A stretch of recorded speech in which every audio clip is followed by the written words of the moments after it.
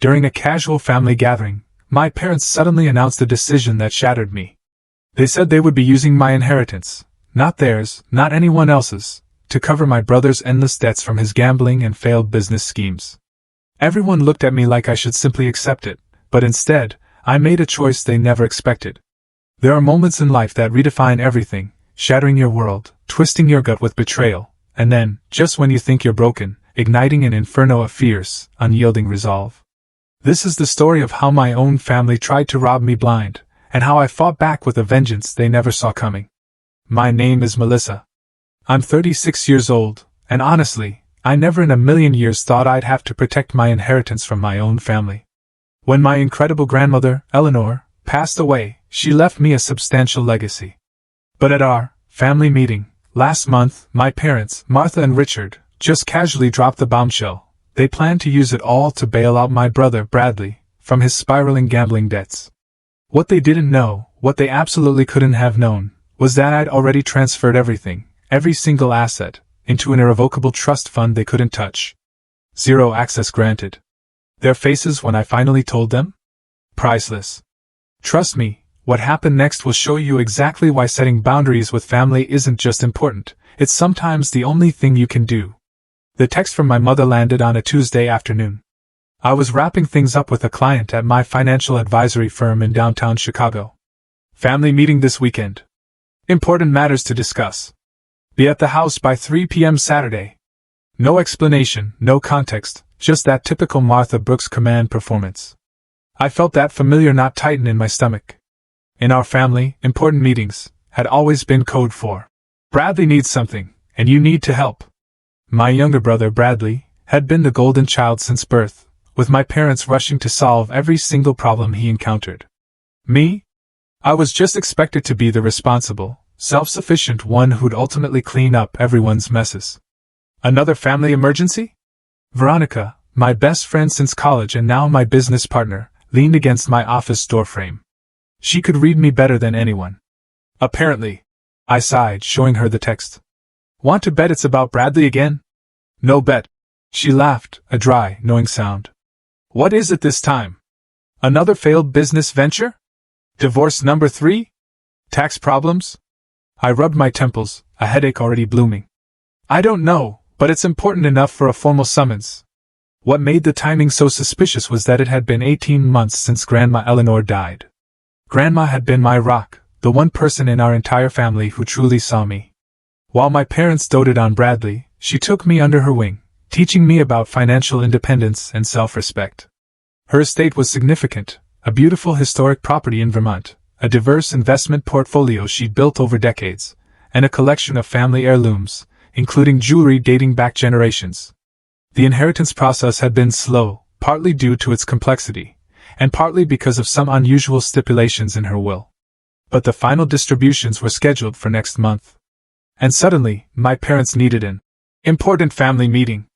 You know, Veronica said carefully, I've been hearing some things about Bradley through the grapevine. Cassandra at the investment firm mentioned seeing him at the Riverfront Casino several times last month. That snapped my attention. Bradley's gambling again?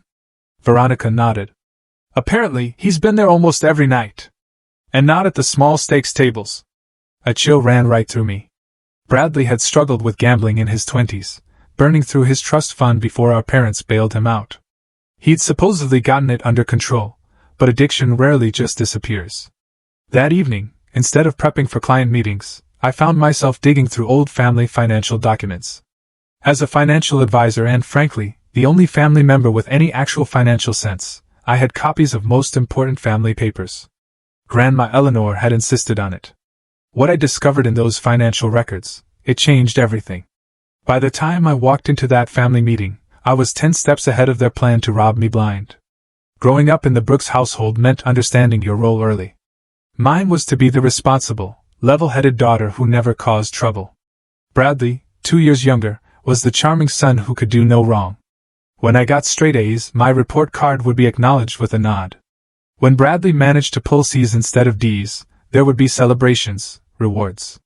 You don't need the praise, Melissa, my mother would say. You're naturally good at school.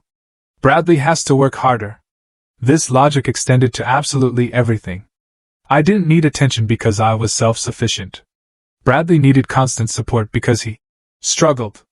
My salvation came in the form of my grandmother, Eleanor, my father's mother. A fierce widow who had managed her late husband's manufacturing business for 20 years after his death. She recognized something in me that my parents completely overlooked. "You have a head for numbers and a strength they don't see," she told me during one of our weekend visits when I was 12. "They're so busy looking at what Bradley needs that they don't see what you have to offer." Grandma Eleanor became my mentor. While my parents took Bradley to sports games and movies, she took me to her investment advisor's office and taught me how to read financial statements. When I turned 16, she helped me open my first investment account with money I'd earned tutoring classmates. "Financial independence is freedom," she would say. "Learn to manage money, and you'll never be at anyone's mercy." I took her lessons to heart, majoring in finance at Northwestern, getting my MBA and financial advisor certifications. Meanwhile, Bradley dropped out of 3 different colleges before my parents finally stopped paying tuition. Instead, they funded a series of his business ventures. A sports bar that closed within 8 months, an app development company that never developed a single viable product, and a luxury car rental service that somehow lost 6 figures before folding. After each failure, there would be a family meeting. My parents would explain how Bradley just needed one more chance, and how families should support each other. These meetings inevitably ended with my parents restructuring family assets, or taking out loans against their property to bail Bradley out. "Your brother has big dreams," my father, Richard, would say defensively when I questioned these decisions. "He's just had bad luck." No. It wasn't luck. It was incompetence combined with entitlement. Bradley expected success without work, and rescue without consequences. The pattern continued into our 30s. I built a successful financial advisory practice, got married to Nathan, a software developer who saw through my family's dynamics immediately, and eventually divorced when our careers pulled us in different directions. Through it all, I maintained my financial independence, just as Grandma Eleanor had taught me. Bradley, meanwhile, cycled through jobs, relationships, and money as if they were disposable. By 34, he had 2 failed marriages, multiple credit card defaults, and a reputation in Chicago business circles as someone to avoid partnering with. When Grandma Eleanor became ill with cancer 3 years ago, I was the one who moved her into my guest room and coordinated her care. My parents visited occasionally, and Bradley showed up exactly twice, both times asking her for money while she was on her deathbed. During one of her final lucid days, Grandma Eleanor held my hand. "I've arranged things to protect you, Melissa," she whispered, her once strong voice now frail. "The bulk of my estate will come to you. Not because I love you more, but because you're the only one who understands its value beyond just money."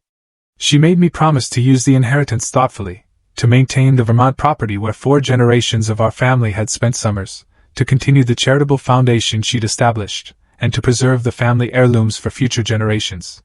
"Your parents won't understand my decision," she warned. "They'll try to convince you to share everything equally, regardless of the consequences. Stand firm." After she passed, the initial reading of the will went exactly as she predicted. My parents were shocked to learn that while they received some specific bequests, and Bradley got a modest trust, which could only be accessed for education or a legitimate business with trustee approval, I was the primary beneficiary. "There must be some mistake," my mother had said to Calvin Spencer, Grandma's attorney of 30 years. "Eleanor wouldn't have wanted to create division in the family like this." "Mrs. Brooks, I assure you, Eleanor was quite clear about her wishes," Calvin had replied firmly. "She revised this will 3 times in her final year to ensure it precisely reflected her intentions." In the 18 months since, there had been constant pressure, subtle comments at family dinners about what Grandma would have wanted, emails with links to articles about siblings sharing inheritances equally, pointed questions about when the estate would finally be settled.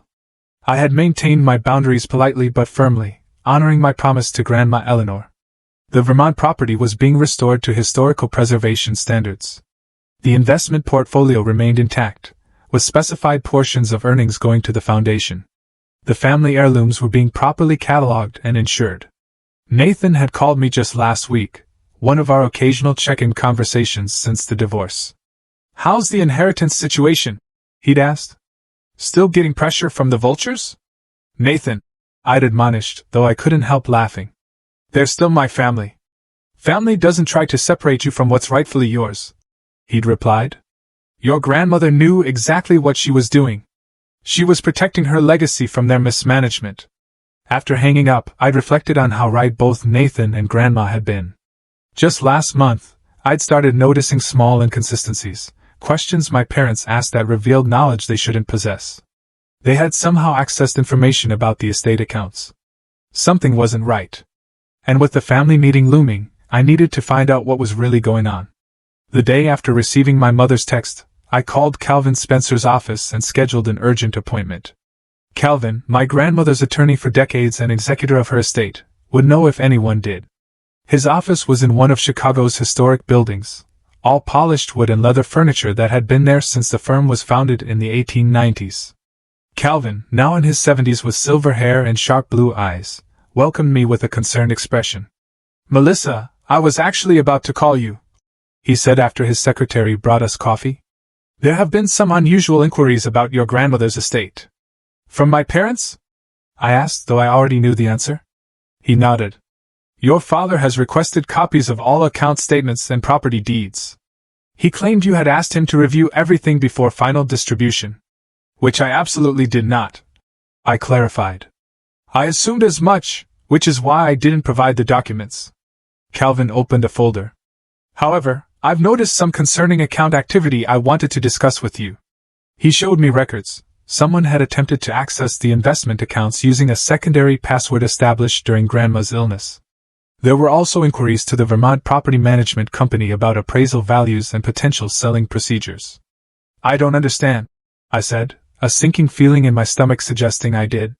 "Why would anyone be looking into selling the property? Grandma specifically wanted it kept in the family." Calvin looked uncomfortable. "Your father mentioned something about family financial restructuring that would be more beneficial given current circumstances. He implied this was being discussed with all parties." "This is the first I'm hearing of it," I said, my voice tight. "What current circumstances is he referring to?" Calvin hesitated. "It's not my place to speculate, but he did mention significant family obligations that needed to be addressed before the inheritance distribution." "Bradley," I said flatly. "This is about Bradley." Calvin didn't confirm or deny, maintaining his professional discretion, but his expression told me everything. I thanked him for his vigilance, and asked him to continue preventing unauthorized access. My next stop, the office of Dennis Watkins, the family accountant who had managed both my parents' and Bradley's finances for years. Dennis was less discreet than Calvin. After I pressed him, he said nervously, straightening papers on his desk. "Look, I'm caught in the middle here. Your parents asked me not to discuss this with you until after your family meeting. Dennis, these are my grandmother's assets we're talking about. I have a right to know if something's going on." He sighed heavily. "Bradley's in trouble, Melissa. Serious trouble. Gambling debts, I guessed." Dennis looked surprised. "You knew?" I suspected. "How much?" "Over $300,000 to some very unpleasant creditors." He lowered his voice. "People who don't just send collection notices, if you understand what I mean." The amount staggered me. "And let me guess, my parents want to use my inheritance to bail him out." Again. Dennis's uncomfortable expression confirmed it. "They've asked me to prepare financial projections for using the most liquid assets from the estate to clear his debts immediately after distribution." "Which assets, exactly?" He reluctantly showed me their plan: liquidate the investment portfolio, take a mortgage against the Vermont property, and sell the most valuable pieces of the jewelry collection. Essentially, they planned to dismantle everything Grandma Eleanor had specifically wanted preserved. "Have they done this before?" I asked. "Used family assets to pay off Bradley's debts without telling me?" Dennis looked even more uncomfortable. "Your parents refinanced their home twice to cover Bradley's previous gambling losses. And 3 years ago, they sold some of your grandfather's coin collection that was supposed to be held in trust for both you and Bradley. That collection had been promised to us since childhood. I never received my portion and had assumed it was still in storage. After leaving Dennis's office, I went straight to my parents' house, knowing they'd be out at their weekly bridge game. I still had a key from when I checked on the place during their winter trips to Florida. What I was about to do wasn't strictly ethical, but I needed to know the truth. In my father's home office, I found folders labeled Family Trust Restructuring, containing draft documents for a new family trust that would consolidate all of Eleanor's assets under my parents' control as trustees. Another folder held emails between my father and a different attorney, not Calvin, discussing how to challenge certain provisions of Grandma's will if necessary. Most damning was an email exchange between my parents discussing their strategy. Melissa will resist at first, but once we explain Bradley's situation, she'll come around. She always does. My mother had written. My father's response: if she doesn't, we can proceed with Plan B. The important thing is getting access to those assets before Bradley's creditors take more drastic action. Once everything's in the family trust, we can distribute as needed. There it was, in black and white. They were planning to use emotional manipulation to get me to hand over my inheritance. And if that didn't work, they had a Plan B that involved legal maneuvers to seize control.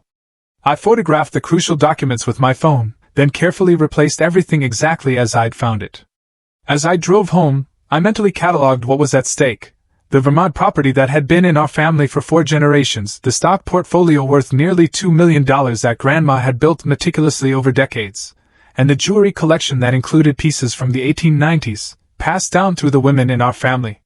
All of it would be liquidated to pay off Bradley's gambling debts if my parents had their way. And once those assets were gone, they would be gone forever. The family legacy Grandma Eleanor had entrusted to me would disappear. By the time I reached my condo, hurt and betrayal had given way to cold, unyielding determination. They thought I was the same passive daughter who would sacrifice everything for family harmony. They had no idea who they were dealing with now. The morning after discovering my parents' plan, I contacted Diana Roberts, a trust attorney I knew through professional circles. Diana specialized in asset protection and had a reputation for creative but impeccable legal strategies. Her office was sleek and modern, a sharp contrast to Calvin Spencer's traditional space, reflecting her contemporary approach to wealth protection. "Let me make sure I understand," Diana said after I explained the situation. "Your grandmother left you these assets in her will. The estate is in final probate, and your parents are planning to pressure you into putting everything into a family trust they control so they can use it to pay your brother's gambling debts." "That's exactly right," I confirmed. "And they have a Plan B that seems to involve challenging the will if I don't cooperate." Diana's expression hardened. "They don't have legal grounds to challenge a properly executed will simply because they don't like the distribution, but they could potentially cause delays and complications, especially if they're willing to make false claims." "What are my options?" I asked. "The strongest approach would be creating an irrevocable trust before they can act," she explained. "Once assets are in an irrevocable trust with you as both grantor and beneficiary, they're protected from exactly this kind of family pressure. Your parents would have no legal means to access them. How quickly can we set that up?"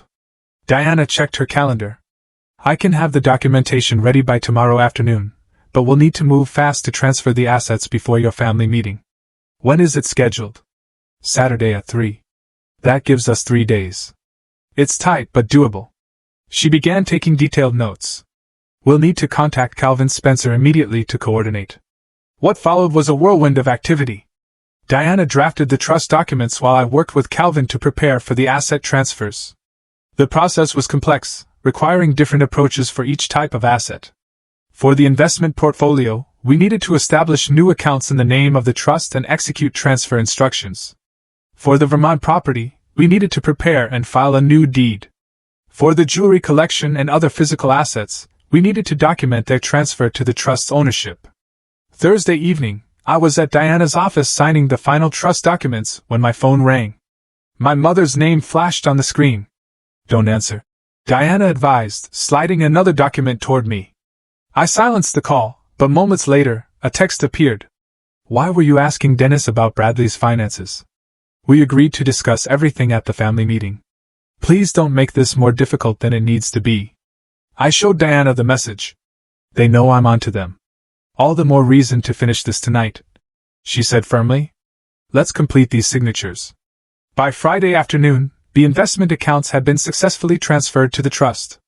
Calvin had expedited the property deed filing for the Vermont house. The final step was retrieving the jewelry collection from the safety deposit box at my parents' bank. This was the riskiest part of the plan. The box was in my name, but it was at the bank my family had used for generations, where the staff knew my parents well. If someone mentioned my visit to them, they might realize what I was doing. As the bank manager led me to the vault, my heart pounded. The safety deposit box contained not just jewelry, but also small family heirlooms that Grandma Eleanor had specifically wanted me to have: her mother's silver compact, the pocket watch that had belonged to her father, and a collection of handwritten family recipes dating back to the 1880s. As I opened the box and saw the familiar blue velvet jewelry pouches, I felt a wave of emotion. I carefully unwrapped the emerald necklace that Grandma had worn on special occasions, remembering how she had placed it around my neck on my college graduation day. "This will be yours someday," she had said. Not just as jewelry, but as a reminder of the women in our family who made their own way. Now I was ensuring that her wish would be honored. I signed the necessary documentation to remove all items from the box, placed everything in my bag, and left the bank without incident. By Friday evening, I met with both Calvin and Diana to verify that all assets were secure in the irrevocable trust. The timing had been perfect. Everything was officially transferred less than 24 hours before the family meeting. "Your grandmother would be proud," Calvin said, a rare smile crossing his usually formal features. "She always said you had a backbone of steel when it mattered." "What should I expect tomorrow?" I asked them both. "They'll be shocked, then angry," Diana predicted. "They might threaten legal action, but there's nothing they can actually do. The trust is ironclad. Just remember," Calvin advised, "keep your emotions in check no matter what they say. The moment this becomes about family feelings rather than legal rights, they'll try to manipulate you." That night, I barely slept, rehearsing what I would say and how I would respond to their inevitable arguments. By morning, I felt calm but alert, like a chess player who had anticipated her opponent's move several turns in advance. As I drove to my parents' suburban home that afternoon, I thought about all the previous family meetings where I had acquiesced to maintain peace. All the times I had put Bradley's needs before my own because it was expected. How different this day would be. I parked in the driveway of the colonial-style house where I'd grown up, noting that Bradley's new Audi was already there. Apparently, his gambling debts hadn't affected his car choices. Taking a deep breath, I gathered my documentation folder and walked to the door, ready for whatever came next. The heavy oak door of my childhood home swung open before I could even ring the bell. My mother stood there in her powder blue cardigan and pearls, the picture of suburban maternal perfection. "Melissa, finally. Everyone's waiting in the living room," she said, her voice carrying that artificial cheerfulness she used when orchestrating one of her scenarios. She hugged me briefly, the scent of her Chanel No. 5 bringing back a flood of memories, not all of them pleasant. The living room was arranged like a stage set. My father occupied his usual leather armchair, reading glasses perched on his nose as he reviewed some documents. Bradley slouched on the sofa, his expression a mix of anxiety and entitlement. He barely looked up when I entered. "Drink?" my father offered, gesturing to the cocktail cart where he'd already prepared his standard Saturday scotch. "Just water, thanks," I replied, choosing the armchair furthest from Bradley. I needed a clear head for what was coming. After a few minutes of my mother's forced small talk about neighborhood gossip and the weather, my father cleared his throat, the traditional signal that the real meeting was about to begin. "Melissa, we've asked you here today to discuss an important family matter," he began, his voice taking on the authoritative tone he'd used throughout my childhood. "As you know, family has always been our highest priority in this house." I nodded but said nothing, allowing him to continue. "We've faced challenges before, and we've always overcome them by supporting each other," he continued, glancing at my mother, who nodded encouragingly. "That's what families do. They stand together during difficult times." "Richard, just tell her," my mother interjected with feigned impatience. "Melissa understands family loyalty." My father adjusted his glasses. "Your brother has experienced some financial setbacks recently." Bradley shifted uncomfortably on the sofa but remained silent. "The nature of these setbacks isn't important," my father continued. "What matters is finding a solution that works for everyone." "I think the nature of the setbacks is very important," I said quietly. My mother shot me a warning look before jumping in. "Bradley has had some gambling issues resurface, but he's getting help now, aren't you, Bradley?" Bradley nodded without making eye contact. "Yeah, I'm going to meetings and stuff. The immediate concern," my father pressed on, "is addressing certain financial obligations that have become rather urgent."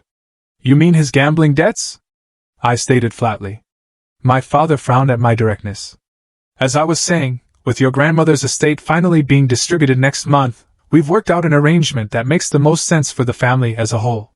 He slid a folder across the coffee table toward me. We are establishing a new family trust that will consolidate all of Eleanor's assets.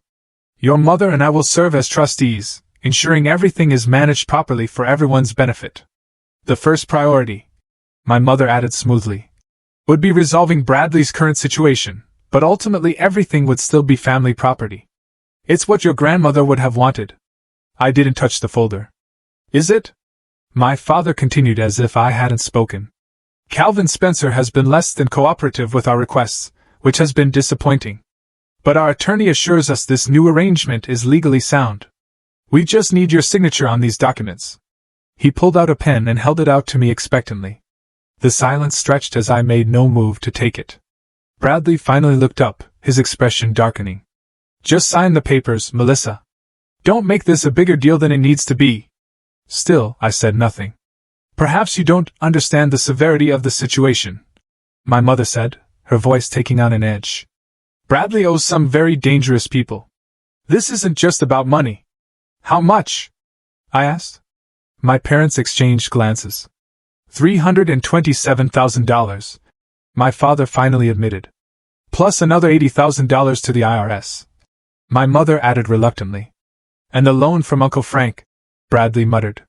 So over $400,000 in total, I summarized. And you plan to pay using my inheritance? The family's assets, my father corrected sharply. Eleanor's estate belongs to the family. Actually, it doesn't, I replied calmly. Grandma Eleanor was very specific about her wishes. The Vermont property is to be preserved for future generations. The investment portfolio is to continue funding her foundation. The family heirlooms are to be protected, not sold. Those were general sentiments, not legal requirements, my mother dismissed. The will gives you technical ownership, but Eleanor always intended these assets to benefit the entire family. And bailing out Bradley's gambling debts benefits the family how, exactly? I asked. Bradley slammed his hand on the coffee table. For God's sake, Melissa! They're trying to keep me from getting my legs broken. Or worse. Is that what you want? To see your brother hurt because you're being selfish? That's enough, my father said sharply, though it wasn't clear whether he was addressing me or Bradley. He took a deep breath and tried a different approach. Melissa, we understand this isn't ideal, but it's temporary. Once Bradley gets back on his feet, the trust will still hold all the assets for everyone's future benefit. We've helped you plenty over the years, my mother added, though we all knew that wasn't true. Now it's your turn to help your brother. I looked at each of their faces, my father's stern confidence, my mother's manipulative concern, Bradley's desperate entitlement. They were so certain of how this would play out, so sure that I would eventually give in, as I always had before. I think there's something you should know about Grandma's inheritance, I said finally. As of yesterday, I continued, meeting each of their gazes steadily. All assets from Grandma Eleanor's estate have been transferred to an irrevocable trust with me as both grantor and beneficiary. The Vermont property, the investment portfolio, and all the family heirlooms are now legally protected. None of you can touch them. The silence that followed was absolute. My mother's mouth opened and closed without sound. My father's face flushed a dangerous shade of red. Bradley stared at me as if I'd suddenly started speaking a foreign language. That's not possible, my father finally said. The estate is still in probate. Final probate, I corrected. Calvin expedited the last distributions at my request, and Diana Roberts helped me establish the trust immediately afterward. Diana Roberts? My mother repeated aghast. You went behind our backs to another attorney? Just like you went behind my back to another attorney to try to challenge Grandma's will, I countered. Yes, I know about Plan B. My father's expression confirmed everything. You had no right to do this. I had every right, I replied. They're my assets to protect, and that's exactly what Grandma Eleanor wanted me to do. Bradley suddenly sprang to his feet, his face contorted with rage. You selfish, __. Do you have any idea what these people will do to me if I don't pay? Bradley. My mother gasped, though whether she was shocked by his language or the confirmation of the danger, I couldn't tell. You've always been like this. He continued, pacing now. Always thinking you're better than everyone, always judging me. The perfect daughter with her perfect career who never needed help from anyone. That's not true, I said. I worked for everything I have. The difference is that I don't expect others to bail me out when I make bad decisions.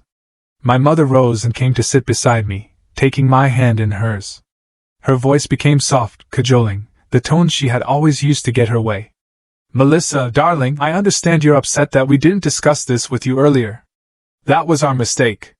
But surely you can see that Bradley's life is potentially in danger. As a family, we need to protect each other. I gently but firmly removed my hand from hers. I agree that Bradley needs protection, from himself, and from your enabling. This has to stop. You have no idea what you're talking about. My father interjected. Bradley has a disease. Addiction is an illness, not a choice. I know that, I replied. And the appropriate response to illness is treatment, not financial bailouts that allow the behavior to continue. We can fight this in court. My father threatened, lawyer mode fully engaged now. You violated the spirit of your grandmother's will. No, I've honored it explicitly, I corrected. And you're welcome to challenge the trust in court, but Diana assures me it's ironclad. All you'll accomplish is spending more money on legal fees that could be better used solving the actual problem. Bradley had moved to the window, his back to us, shoulders rigid with tension. Easy for you to say. You're not the one who'll be dealing with Vinny and his guys. Who exactly did you borrow from, Bradley? I asked. He turned, his expression a mix of defiance and fear. Does it matter? Money's money. It matters if they're loan sharks or worse, I replied. That's not just gambling. That's getting involved with criminals. Don't be so dramatic, my mother interjected. Bradley borrowed from some private lenders when the banks wouldn't help. It's not ideal, but it's not organized crime. The way she avoided my eyes told me she was lying. This isn't getting us anywhere, my father said, his tactical mind clearly searching for a new angle. Melissa, the trust may be irrevocable, but as the beneficiary, you can still direct distributions.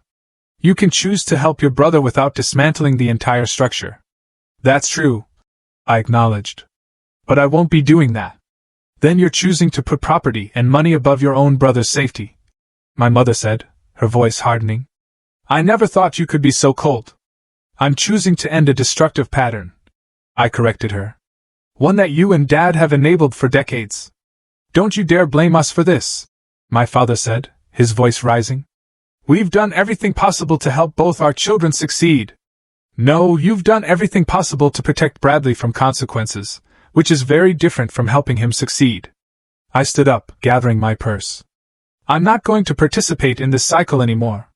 If you walk out that door, my mother said, her voice trembling with either genuine emotion or a theatrical effect, you're turning your back on this family. I'm not turning my back on anyone, I replied. I'm just refusing to set myself on fire to keep everyone else warm. We'll contest the trust, my father called as I reached the doorway. We'll claim undue influence, mental incapacity on Eleanor's part, anything we can. You'll be tied up in court for years. I turned back. And how exactly will that help Bradley with his immediate debt problem? Because those private lenders don't typically wait for family court disputes to be resolved. That silenced him momentarily. This isn't over, Bradley said, his voice low and threatening. You think you're so smart, but you have no idea what you're doing. I looked at each of them one last time, these people who were supposed to be my support system, but had instead tried to manipulate and use me throughout my life. I know exactly what I'm doing, I said quietly. For the first time, I'm honoring Grandma Eleanor's wishes and my own boundaries at the same time. As I walked to my car, I could hear Bradley shouting obscenities from the doorway. My mother called my name repeatedly, her voice shifting from anger to pleading. My father remained silent, which was somehow more unsettling than their emotional outbursts.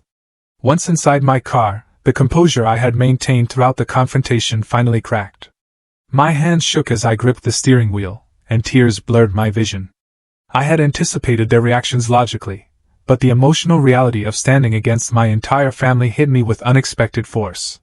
I drove to a nearby park, parked in a secluded spot, and finally allowed myself to cry, for the family I wished I had, for the grandmother who had tried to protect me, and for the brother who might never find his way to recovery.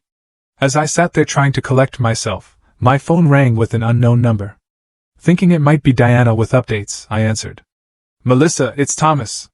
Thomas Brooks, your uncle. My father's estranged brother, whom I hadn't seen in over 15 years. How did he even have my number? Uncle Thomas, I said, confused. Calvin Spencer contacted me. He interrupted. He thought I might have information that could help you understand what's really going on with your parents and Bradley. We need to talk in person. There's more to this situation than you know. I met Uncle Thomas the next morning at a quiet cafe downtown. I barely recognized him. The last time I'd seen him was at a family funeral when I was in college. Now in his late 60s, he had the same Brooks family features as my father, but with deeper laugh lines and gentler eyes. You look like Eleanor, he said as I sat down. She would be proud of what you did yesterday. You know about that already? He smiled. Richard called me in a rage last night.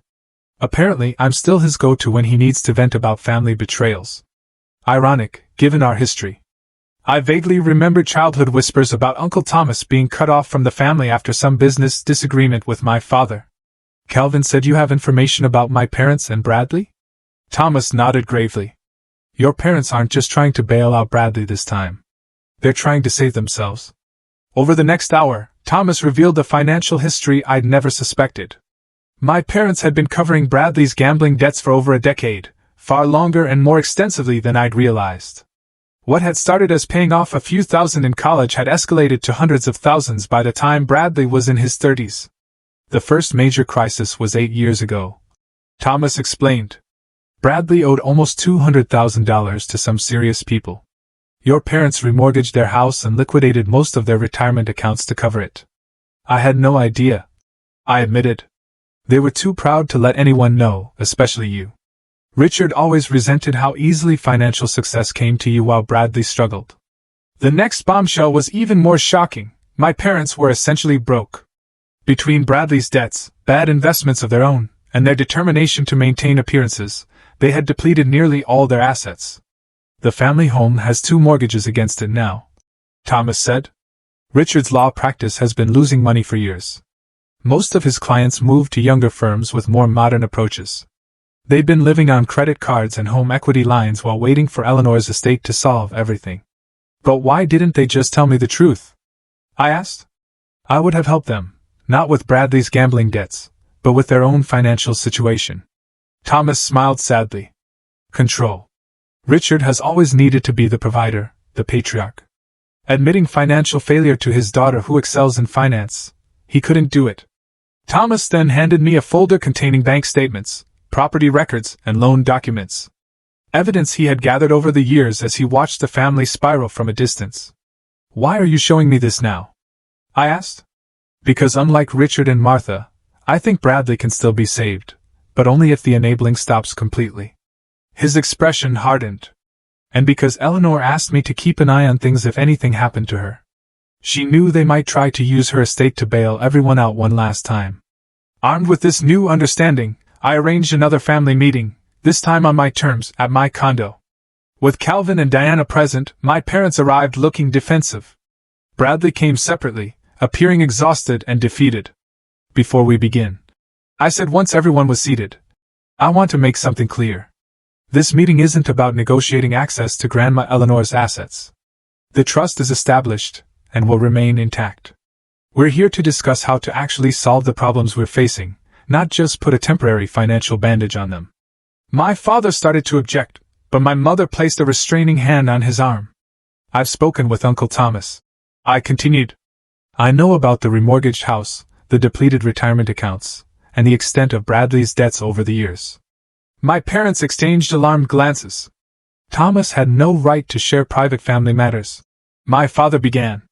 Like you had no right to try to seize control of my inheritance? I countered. We're past privacy concerns now. This is about survival.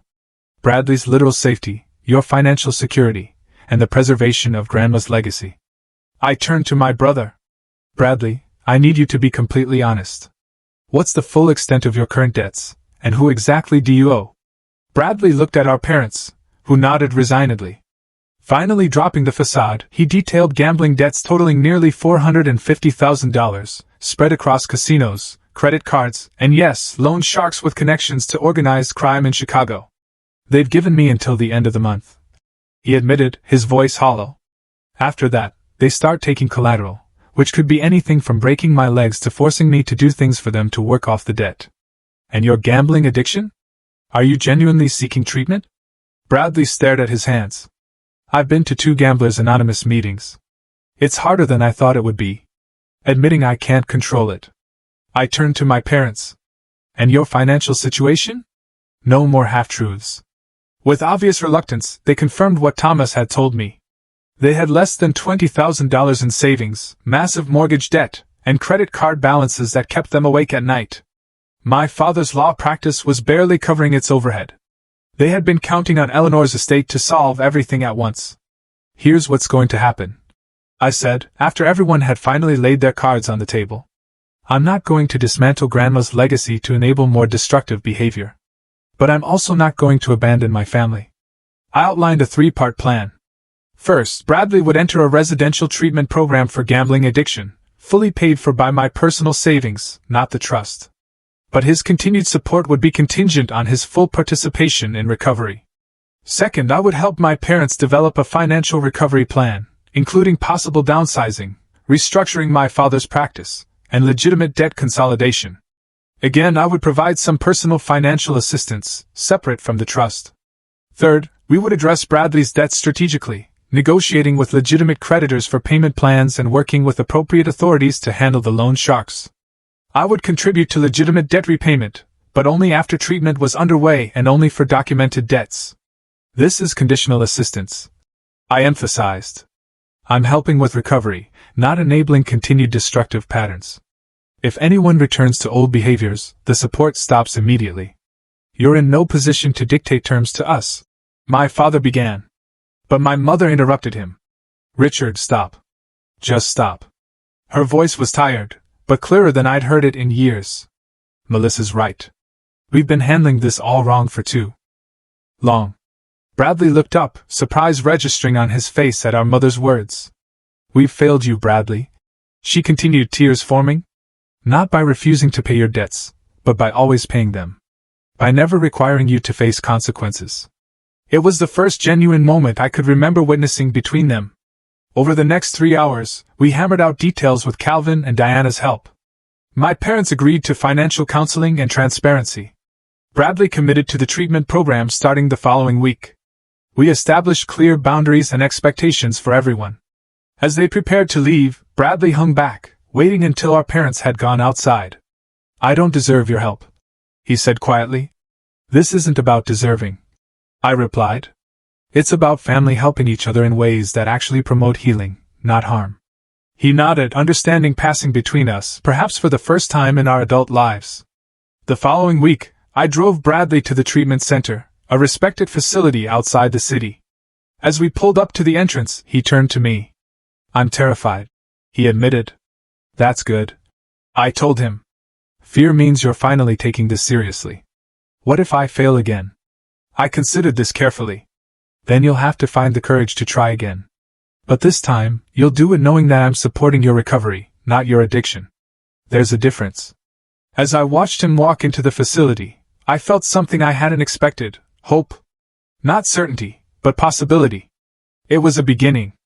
6 months later, I stood on the wide porch of the Vermont property, watching autumn leaves drift across the lawn. Grandma Eleanor had always said fall was when the house looked its most beautiful, with the red maple trees framing the white colonial structure against the mountains beyond. The restoration was nearly complete. I'd honored Grandma's wishes by working with historical preservation experts to maintain the property's original character while updating the essential systems. This weekend was my first time staying here since the work had been finished. My phone buzzed with a text from Veronica. How's the solitude treating you? Ready for visitors yet? I smiled as I replied. Maybe next weekend, still processing everything. And there was much to process. The past 6 months had been a journey of establishing new boundaries and rebuilding relationships on healthier terms. Bradley had completed the 90-day residential program and was now living in a transitional recovery house while attending daily GA meetings. He had secured a job at a local garden center, modest work compared to his previous business ventures, but steady and stress-free. Most importantly, he was taking responsibility for his recovery, one day at a time. My parents had made changes, too, though not without resistance. They had finally sold their large family home and moved to a comfortable condo. My father had merged his struggling practice with a younger firm where he now worked reduced hours as an of-counsel attorney. Their finances were still tight, but they were no longer drowning in debt. Our relationships remained fragile. There were still tense moments and old patterns that threatened to resurface. But there was also new honesty between us all. My parents had stopped pretending everything was perfect, and I had stopped expecting them to be different people. "You've changed them," Veronica had observed during our last lunch. Standing firm actually forced them to grow. They changed themselves when they ran out of alternatives. I had corrected her. I just refused to be the alternative this time. Now, sipping coffee on the porch that had witnessed 4 generations of family gatherings, I reflected on what this inheritance truly meant. Yes, there were the material assets, the property, the investments, the heirlooms. But Grandma Eleanor had left me something far more valuable. The courage to establish boundaries, and the wisdom to recognize the difference between helping and enabling. A car appeared on the long driveway. Unexpected, but instantly recognizable, Nathan's blue Subaru. We had been in more regular contact lately, our friendship rekindling now that the wounds of our divorce had healed. "Hope you don't mind the surprise visit," he called as he got out of the car. "I was driving to Burlington for a conference, and remembered you were here." "Perfect timing," I replied, genuinely pleased to see him. "Coffee's fresh." As we sat on the porch talking, I found myself sharing the full story of the past 6 months, something I hadn't done with anyone except Veronica. "I'm proud of you," Nathan said when I finished. "I always knew you had this strength in you. Your grandmother saw it, too. Sometimes I still feel guilty," I admitted, "like I should have done more sooner." "You did what you could when you were ready," he said simply. "That's all anyone can do." Later that afternoon, I received an unexpected call from Bradley. "Just checking in," he said, his voice steadier than it had been in years. 6 months clean today." "That's wonderful," I said, genuinely proud. "How are you feeling?" "Grateful. Scared sometimes, but mostly just present." He paused. "I wanted to thank you. Not just for the treatment, but for not giving up on me completely. You would have been justified if you had." "That's not what family does," I replied. "Real family holds each other accountable, but doesn't abandon each other." After we hung up, I went to the library, Grandma Eleanor's favorite room in the house. I had preserved it exactly as she had kept it, with the leather-bound books on the shelves and her reading chair by the window. From the desk drawer, I took out a small box containing the emerald necklace she had promised me on my graduation day. As I opened it, a folded piece of paper fell out, a letter I had never seen before, in Grandma's distinctive handwriting. "My dearest Melissa," it began. "If you're reading this, then you've taken possession of the Vermont house and found this letter where I knew you would eventually look. I want you to know that I left you these assets not just because you were the only one who would protect them, but because you were the only one who understood their true value beyond money. Family legacy isn't about property or jewels. It's about values that endure: courage, integrity, self-respect. You have all of these in abundance. There may come a time when Richard, Martha, and Bradley will try to claim what I've left you. Stand firm. Not out of selfishness, but because sometimes the greatest gift we can give others is to stop protecting them from the consequences of their own choices. Whatever happens, remember that the most valuable inheritance I could give you isn't stored in bank vaults or property deeds. It's the strength I see in you, the strength to make difficult choices and to live with integrity, even when it's painful. All my love, Grandma Eleanor." Tears blurred my vision as I carefully refolded the letter. She had known all along what might happen and had prepared me, not just with assets, but with the wisdom to protect them. That evening, I hosted a small dinner at the house, my parents, Bradley, Nathan, Veronica, and Uncle Thomas. It was the first time we had all been together since the confrontation 6 months ago. There were awkward moments and old tensions just beneath the surface, but there was also laughter and genuine conversation. As we sat around the dining table that had hosted Brooks' family gatherings for generations, I realized that this imperfect, complicated, evolving relationship was also part of my inheritance. Not just the property and assets Grandma Eleanor had legally left me, but the family she had always hoped we could become. Some inheritances aren't stored in bank vaults or property deeds. The most valuable things my grandmother left me were her courage and self-respect, and those are things nobody could ever take away.